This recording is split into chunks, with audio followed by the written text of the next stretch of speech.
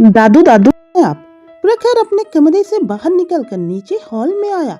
दादू, मैं कितनी देर से आपको आवाज दे रहा हूँ, आप सुन ही नहीं रहे हैं। प्रखर हॉल में बैठे दादू जो ऑफिस जाने के लिए बिल्कुल रेडी थे, प्रखर की आवाज सुन उसकी तरफ देखा तो उसे देखते रह गए। आज पूरे 2 सालों बाद उन्होंने प्रखर को बिजनेस सूट में देखा था। ग्रे कलर का 3 पीस सूट और रेड कलर की शर्ट और रेड एंड ब्लैक कॉम्बिनेशन वाली टाई जो प्रखर अपने हाथों में पकड़ खड़ा था। बालों को जेल से सेट किया हुआ था। एक हाथ में रोलेक्स वॉच तो दूसरे में कड़ा जिसमें छोटा सा डमरू और रुद्राक्ष भी लगा था पहने हुए था। दादू की आंखें हल्की सी नम हो गई। अपने बच्चे को इस रूप में देखने के लिए वे तरस गए थे। उन्होंने प्रखर को ऊपर से नीचे देखा तो उन्हें उसके हाथ में पकड़ी टाई नजर आई, जिसे देख उन्होंने अपना माथा पीट लिया। प्रखर ने मासूम सा चेहरा बना लिया। दादू उसकी मासूमियत पर पिघल गए और उसके हाथों से टाई लेकर बांधने लगे। ये क्या बात है बेटे, आप इतने बड़े हो गए हैं पर आपको अब तक टाई बांधनी नहीं आई, कब सीखेंगे आप टाई बांधना? ये कहते हुए दादू दादू टाई बांध दी। मुझे नहीं सीखना, आप और बाबा है ना, तो मुझे कुछ भी सीखना नहीं है। बचपन से लेकर अब तक आप और बाबा ही तो करते आए हैं और आगे भी आप ही करेंगे। प्रखर ने अपनी आंखों को घुमाते हुए कहा तो अधिराज जी हंस पड़े और उसके गालों को खींचते हुए बोले, हम बहुत खुश हैं बेटा आपको इस तरह देख। बस ये जो आप मुस्कुरा रहे हैं, एक दिन आएगा जब आपकी ये मुस्कान झूठी नहीं सच्ची होगी और वक्त बहुत जल्द आएगा। प्रखर कुछ बोल नहीं पाया। वो जितनी भी कोशिश कर रहा था नॉर्मल रहने की, पर वो नाकाम ही हो रहा था। वो ये नहीं जानता था कि माँ बाप से बढ़कर अगर कोई आपको प्यार कर सकता है या करता है तो वो होते हैं उनके दादा दादी, क्योंकि उनमें ममता का डबल संचार होता है। अपने बच्चों को अपने सामने बड़ा होता देख उनकी आत्मा तृप्त हो जाती है, और अगर वही बच्चा जब तकलीफ में हो तो उनका दिल रोता है। और पोते को खुद से जूझते देख उन्हें भी तकलीफ हो रही थी। प्रखर का गला भर आया, वो कुछ बोल ना सका और अधिराज जी के गले लग गया और भावुक होते हुए रूंधे गले से बोला, आई लव यू दादू, बहुत प्यार करता हूँ आपसे और बाबा से, और मैं पूरी कोशिश कर रहा हूँ आपको आपका वही पोता लौटा सकूं जो मैंने 2 साल पहले आपसे छीन लिया था। बस थोड़ा सा और वक्त लगेगा। आई लव यू टू बच्चे, हम भी आपसे बहुत प्यार करते हैं। हम आपको पूरा वक्त देते हैं, पर इतना वक्त मत लेना कि हम आपकी खुशी के साक्षी न बन पाए। उम्र हो चली है हमारी। अधिराज ने प्रखर को अपने सीने में छुपाते हुए कहा। दादू प्लीज, प्रखर उनसे अलग हो नाराजगी से बोला, अरे हमारे बच्चे, ये वक्त रूठने का नहीं बल्कि जल्दी से चलने का है, वरना हम लेट हो जाएंगे। आपके बाबा हमें ऑफिस में घुसने नहीं देंगे। ये कहते हुए अधिराज जी हंस पड़े। प्रखर भी मुस्कुरा दी और दोनों ऑफिस के लिए निकल गए। उधर नंदिनी भी जल्दी जल्दी तैयार हो रही थी। उसे 9 बजे तक ऑफिस पहुंचना था। वो जल्दी से तैयार हुई और अपने डॉक्यूमेंट्स और अपॉइंटमेंट लेटर एक फाइल में रखे और फाइल को बैग में डालकर कमरे से निकल गई। उसने जल्दी से गणेश को जगाया और उसे टॉवल देकर वॉशरूम में भेज दिया।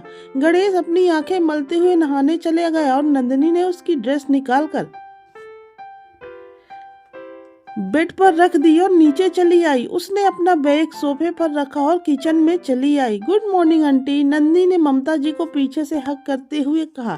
गुड मॉर्निंग नंदू, ममता जी ने मुस्कुरा कर कहा। ऑफिस का पहला दिन है तो पास के मंदिर होते हुए जाना, समझी? ममता जी ने नंदिनी को समझाया तो नंदिनी मुस्कुराते हुए बोली, जी आंटी, अब जल्दी से बताइए क्या बना रही हैं, मैं आपकी मदद कराती हूँ। नंदिनी ने इधर उधर देखते हुए पूछा, ज्यादा कुछ नहीं बनाना है, तू जा गणेश को देख, लगभग सारा नाश्ता बन गया, बस गणेश के लिए सैंडविच बना रही हूँ, उसकी स्पेशल फरमाइश थी, ममता जी ने हंसते हुए कहा। तो नंदिनी उदास होते हुए बोली, गणेश आपको बहुत तंग करता है ना, हमारी वजह से आप परेशान हो जाती हैं, ये मुझे बिल्कुल भी अच्छा नहीं लगता आंटी। बच्चे तो माँ बाप से ही जिद करते हैं तो उससे माँ बाप परेशान थोड़े नहीं होते हैं। और रही बात तेरी, तो एक काम कर, वो शर्मा मिष्ठान भंडार है ना, वहाँ से शाम को रबड़ी और जलेबी लेती आना। रबड़ी और जलेबी खाकर मेरी परेशानी भी दूर हो जाएगी और तू भी खुश हो जाएगी। बोल कैसा लगा मेरा आइडिया? ममता जी सैंडविच को टिफिन में रखते हुए कहा। कैसी चटोरी माँ हो तुम ममता, कम से कम बच्ची को तो छोड़ दो। नंदिनी कुछ कह पाती उससे पहले ही सुनील जी किचन में घुसते हुए बोले।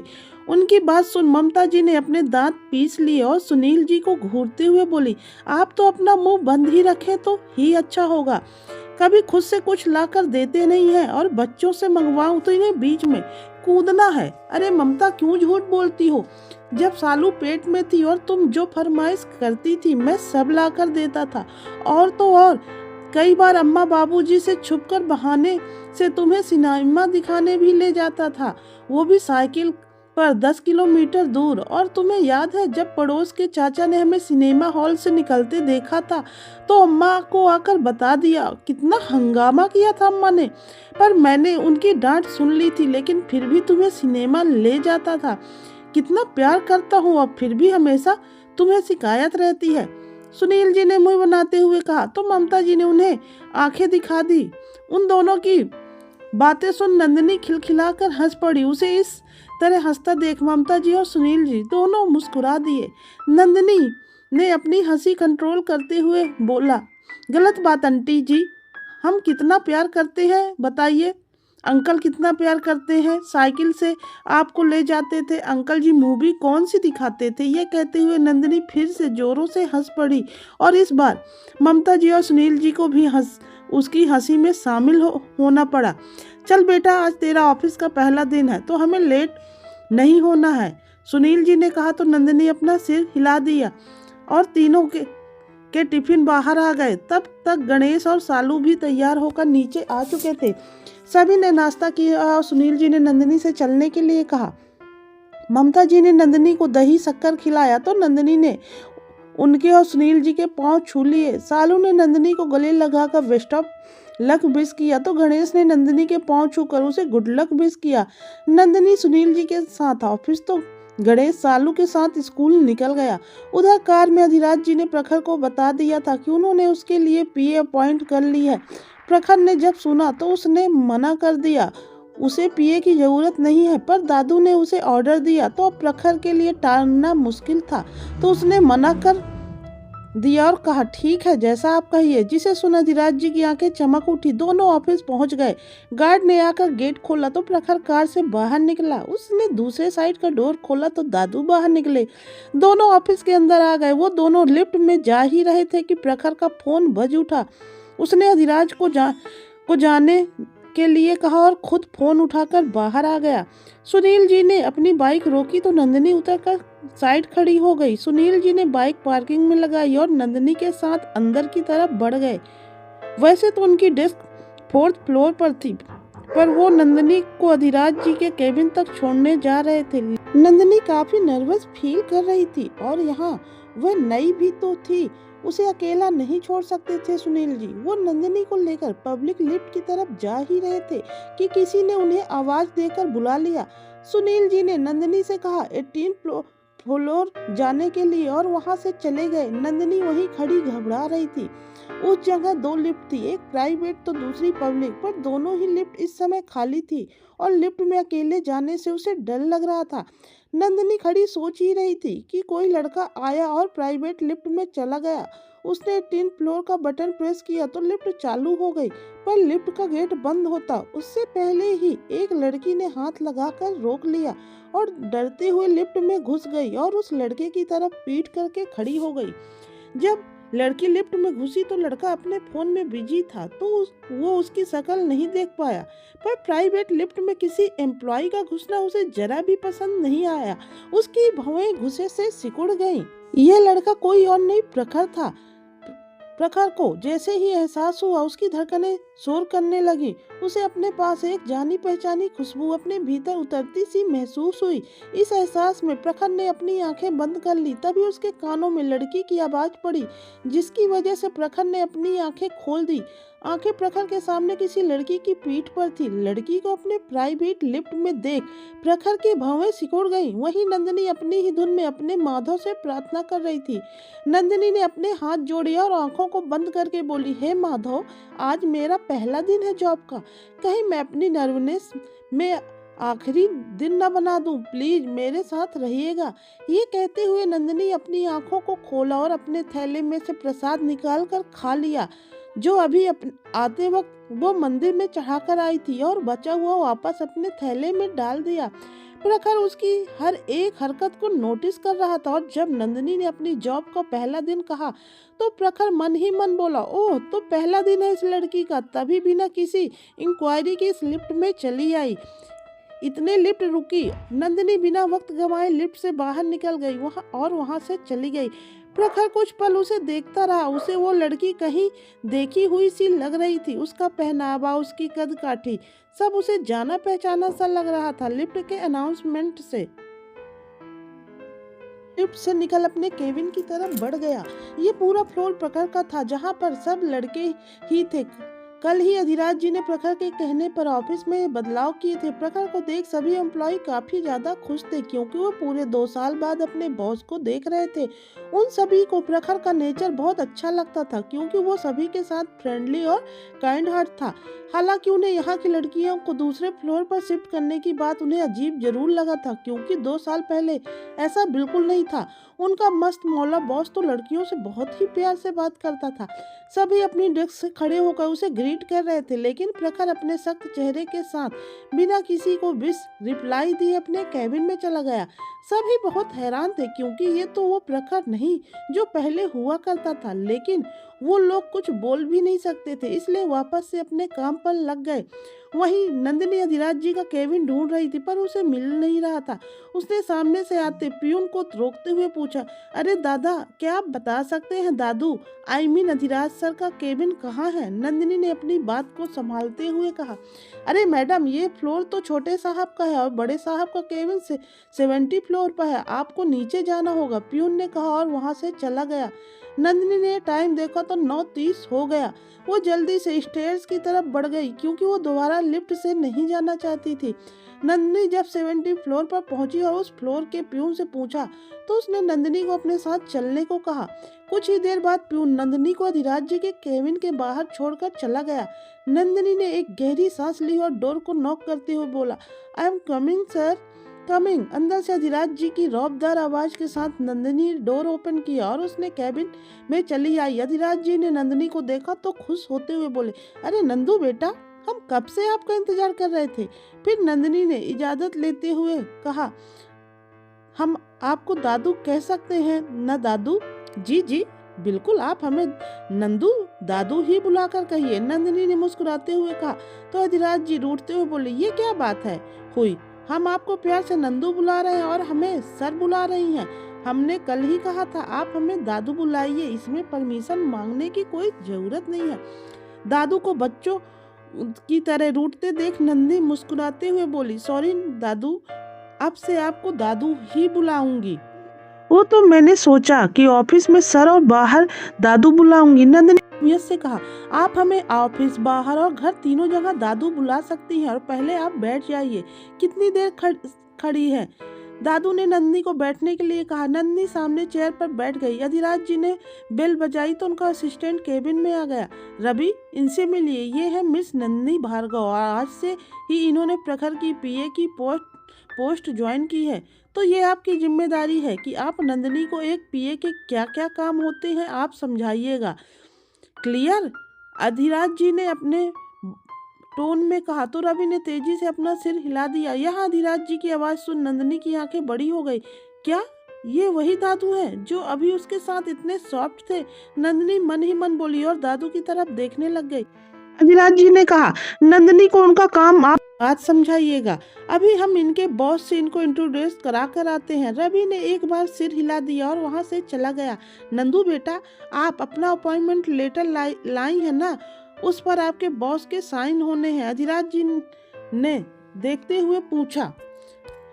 जी दादू, मैं लेटर लाई हूँ, नंदिनी ने हड़बड़ाते हुए कहा। उसे इस तरह हड़बड़ाते देख दादू समझ गए कि वो उनसे डर रही है। अधिराज जी अपने चेयर पर से उठे, नंदिनी की तरफ आकर उसके सिर पर हाथ फेरते हुए बोले, आपको हमसे बिल्कुल भी डरने की जरूरत नहीं है, क्योंकि हम कभी बॉस बनकर नहीं, आपके दादू बनकर रहना चाहते हैं।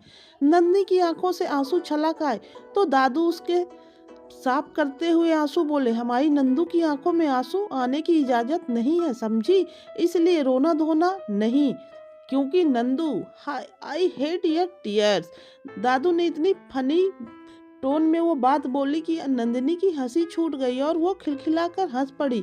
ये हुई ना बात, अब जल्दी से चलिए, हम आपको अपने आपके बॉस से मिला दे। देखे तो हमारा पोता जो है थोड़ा गुस्सैल। फिर नंदिनी की तरफ बेचारगी से देखते हुए, एक्चुअली थोड़ा नहीं, बहुत गुस्सैल है, तो आपको उनसे बचकर रहना होगा। उधर प्रखर अपने केबिन में बैठा एक फाइल देख रहा था और साथ ही अपने पीए का इंतजार भी कर रहा था, और इंतजार के साथ ही उसके चेहरे के बहुत चेंज हो रहे थे। उसने घड़ी देखी, 10 बजने में से 5 मिनट रह गए। उसने गुस्से से फाइल को टेबल पर पटका और अपने दांत भींचते हुए बोला, कहाँ रह गई ये लड़की? मैंने कहा था दादू से कि मैं किसी भी लड़की को अपने आसपास भी देखना नहीं चाहता, पर उन्होंने तो मेरे सर पर लाकर उसे बैठा दिया है। प्रखर अभी बड़बड़ा ही रहा था कि गेट पर नॉक करने की आवाज आई। गेट नॉक की आवाज सुनते ही प्रखर की भौहें सिकुड़ गई। उसने सोचा कि केबिन के बाहर वही लड़की है जिसे अधिराज जी भेजने वाले थे। उसने कमिंग कहा तो अधिराज जी केबिन में मुस्कुराते हुए अंदर आए। अपने दादू को देख प्रखर अब गुस्से से भन्नाए हुए जो बैठा था, उसके चेहरे पर अचानक मुस्कान आ गई। क्या दादू, आपको गेट नॉक करने की क्या जरूरत है? आप तो मेरे भी बॉस हैं। ये कहते हुए प्रखर ने अपने दादू को अपनी चेयर पर बैठा दिया कि तभी गेट पर एक बार फिर से नॉक हुआ तो अधिराज जी ने कहा, अंदर आ जाइए नंदू बेटा। अधिराज जी के बोलते ही नंदिनी केबिन में आ गई। प्रखर, जिसकी पीठ गेट की तरफ थी, गेट खुलने की आवाज सुनकर वो पलटा और सामने देख उसकी आंखें हैरानी से फैल गई। यही हाल नंदिनी का भी था। प्रखर को अपने सामने देख नंदिनी डर से कांप गई। उसे वो पल याद आया जब प्रखर ने हॉस्पिटल गेट पर उसे जमकर सुनाया था। नंदिनी को अपने सामने देख प्रखर को वो पल याद आ गया जब नंदिनी उस आदमी की बाहों में थी और वो उसे किस करने के लिए अपनी तरफ खींच रही थी, जिसे याद कर प्रखर की आंखों में नंदिनी के लिए गुस्सा, नफरत, घृणा, सब कुछ मिला हुआ भाव दिखने लगा। प्रखर लगातार नंदिनी को घूर रहा था। वहीं नंदिनी अपने पलकों को झुकाए डर से कांप रही थी, न जाने क्यों, पर उसे प्रखर से उनकी पहली मुलाकात से ही डर लगने लगा था। तो नंदू बेटा, इनसे मिलिए, ये है आपके बॉस और हमारे पोते प्रखर राज शेखावत। और प्रखर बेटा, ये है मिस नंदिनी भार्गव और आपकी पर्सनल असिस्टेंट। इनके डॉक्यूमेंट्स हम देख चुके हैं और अपॉइंटमेंट लेटर भी दे दिया है, बस आप साइन कर दीजिए फॉर्मेलिटी के लिए, फिर नंदू आपका आधा काम संभाल लेंगी। फिर धीरे से बोले, और आपको भी।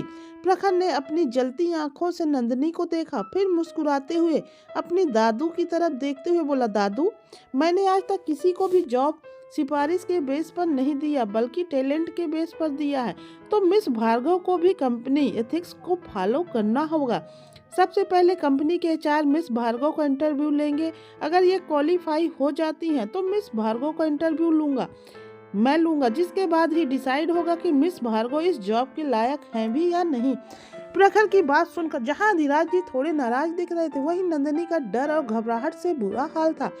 आप जानते हैं कि नंदू को हमने ये जॉब दी है, फिर भी आप हमारी बात काट रहे हैं, अधिराज जी ने नाराज होते हुए कहा। अधिराज जी को अपने लिए अपने पोते पर नाराज होते देख नंदिनी ने अपनी कांपती आवाज में कहा, मैं इस इंटरव्यू के लिए तैयार हूँ दादू, प्लीज आप सर पर नाराज न हो। नंदिनी के अधिराज जी को दादू कहते ही प्रखर ने एक बार फिर नंदिनी को अपनी जलती हुई आंखों से घूरा, जो बेचारी खड़े खड़े कांप गई। जिसे देखा अधिराज जी ने अपने शब्दों को सख्त करते हुए प्रखर से कहा, बच्ची को इस तरह डराने की जरूरत नहीं है, समझे? और अगर आपको हमारी बात नहीं माननी है तो आप अपने लिए अपना असिस्टेंट ढूंढ लीजिए। और आप नंदू बेटा, आप हमारे साथ चलिए, आपको इनके लिए काम करने की जरूरत नहीं है, आज से आप हमारे लिए काम करेंगी। ये कहते हुए अधिराज जी चेयर से उठे और नंदिनी के साथ केबिन से बाहर जाने लगे। अधिराज जी काफी धीरे चल रहे थे और मन ही मन काउंटिंग भी कर रहे थे, 1 2 3। रुकिए दादू। प्रखर के रोकते ही अधिराज जी के चेहरे पर मुस्कान आ गई, पर उन्होंने अपनी मुस्कान छुपा ली और प्रखर की तरफ पलट गए। आप नाराज क्यों हो रहे हैं दादू? मैं मिस भार्गव को ये जॉब देता हूँ, प्लीज आप मुझसे गुस्सा होकर मत जाइए। प्रखर ने अपने दादू को गले लगा लिया और उनके पीछे खड़ी नंदिनी को गुस्से से घूरते हुए मन ही मन बोला, तुम्हारी इतनी हिम्मत कि तुम मेरे दादू को दादू कहकर बुलाओगे। तुम जैसी घटिया लड़की को मैं अच्छे से जानता हूँ। पैसे के लिए कुछ भी कर सकती हो, पर तुमने गलत जगह और गलत इंसान को चुन लिया। तुम्हें तुम्हारी औकात याद ना दिला दिया तो मेरा नाम प्रखर राज शेखावत नहीं। इस दिन को जब तुमने ये जॉब ज्वाइन की है भूल नहीं पाओगी। Welcome to hell Miss Bhargav उर्फ नंदनी। इस नंदनी को कब से नजरें नीचे किए अपनी उंगलियों को आपस में उलझा रही थी। उसे अपने ऊपर प्रखर की नजरों की तपिश महसूस हो रही थी, पर उसने अपनी नजरें नीचे ही रखी। वो बस मन ही मन सोच रही थी आखिर उसने प्रखर का क्या किया है जो उससे बिना किसी वजह की इतनी नफरत कर रहा है। नंदनी अपनी सोच में थी कि अधिराज की आवाज में से होश में आई। अच्छा नंदू बेटा, अब आप प्रखर को अपने डॉक्यूमेंट्स और अपॉइंटमेंट लेटर दे दीजिए और कुछ ही देर में रवि आएगा, वो आपको सारा काम बता देगा। ठीक है बच्चे, अब हम चलते हैं। खूब मेहनत से और दिल लगाकर काम करना। ये कहते हुए अधिराज जी ने नंदनी के सिर पर हाथ फेरा तो नंदनी मुस्कुरा उठी, पर प्रखर पर नजर पड़ते ही उसकी मुस्कान गायब हो गई। अधिराज जी वहीं से जा चुके थे। अब कैबिनेट में सिर्फ नंदनी और प्रखर ही रह गए थे। प्रखर ने नंदनी को गुस्से से घूरा और अपने दांत पीसते हुए बोला, ये मत सोचना कि तुम्हें बिना इंटरव्यू के मैंने ये जॉब दे दूंगा। तुम्हें इंटरव्यू तो देना ही होगा, पर तुम्हारे लिए मैंने इंटरव्यू थोड़ा आसान कर दिया। पहले तुम्हारा इंटरव्यू एचआर लेते हैं, पर अब मैं लूंगा। यह कहते हुए प्रखर अपनी चेयर पर बैठ गए और अपने हाथ को फैलाते हुए नंदनी से बोला, डॉक्यूमेंट्स। उसकी आवाज इतनी सख्त थी कि नंदिनी डर गई और घबराहट में डॉक्यूमेंट्स की जगह प्रखर के हाथों में अपना बैग रख दिया। उसकी इस हरकत पर प्रखर को बहुत तेज गुस्सा आया और वह नंदिनी पर लगभग चिल्लाते हुए बोला, तुम्हारे इस गंदे बैग को नहीं मांगा है मैंने डॉक्यूमेंट्स मांगे। और अगर इंग्लिश समझ नहीं आती तो हिंदी में बोल रहा हूँ, अपने दस्तावेज दिखाओ। ये कहते हुए प्रखर ने नंदिनी का बैग उसकी तरफ उछाल दिया। नंदिनी ने लपक कर अपना बैग पकड़ा और डरते हुए बोली, sir sorry, I am sorry. Nandini प्रखर से इतना डर रही थी कि उसे ये भी पता नहीं चल पा रहा था कि वो बोल क्या रही है।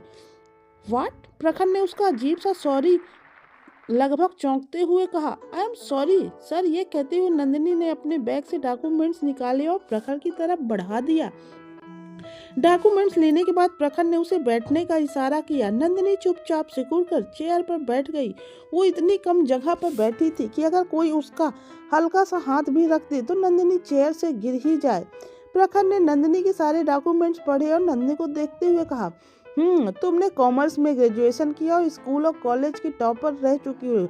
इम्प्रेसिव। तुम मिस भार्गव, जबकि तुमने कॉमर्स से ग्रेजुएशन किया तो तुम्हें अकाउंटेंट के लिए अप्लाई करना चाहिए था। फिर तुमने मेरी पीए की पोस्ट के लिए अप्लाई क्यों किया? प्रखर ने ये सवाल नंदिनी को घूरते हुए पूछा। वो दादू ने मुझे आपकी पीए के लिए चुना था। मैंने तो हाँ नहीं कही। नंदिनी ने अटकते हुए प्रखर के सवाल का जवाब दिया।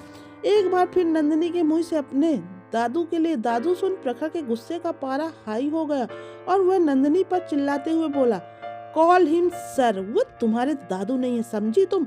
आज के बाद उन्हें दादू कहने की हिम्मत मत करना। अच्छे से जानता हूँ तुम जैसी घटिया लड़कियों को। तुम क्या सोच रही हो? मेरे दादू के सामने ये भोली सी शकल बनाकर उनके दिल में अपने लिए जगह बना लोगी? मैं ऐसे हरगिज नहीं होने दूंगा। मेरे दादू से दूर रहोगी, समझी तुम? दादू की वजह से मैं तुम्हें नौकरी देना चाह रहा हूँ, वरना मेरा बस चलता तो मैं तुम्हें ऑफिस से धक्के मारकर बाहर फिगवा देता। प्रखर के इस तरह चिल्लाने से नंदिनी बुरी तरह डर गई और झटके से चेयर से खड़ी हो गई। उसकी आंखों से आंसू बह निकले। प्रखर ने उसके आंखों आंसू देखे तो उसे बुरा लगा। उसने अपना झटका एक नंदिनी की तरफ देखते हुए बोला, ओके, पीए का क्या काम होता है तुम जानती हो? तुम्हें मेरी मीटिंग अरेंज करनी होगी, मेरा शेड्यूल सेट करना होगा, मेरे साथ मीटिंग में जाना होगा। मीटिंग कहीं भी हो सकती है, सिटी में, आउट ऑफ टाउन। तुम्हें मेरी सारी ज़रूरतों का ध्यान रखना होगा, मेरे खाने का, मेरे पीने का, मेरे मेडिसिन का।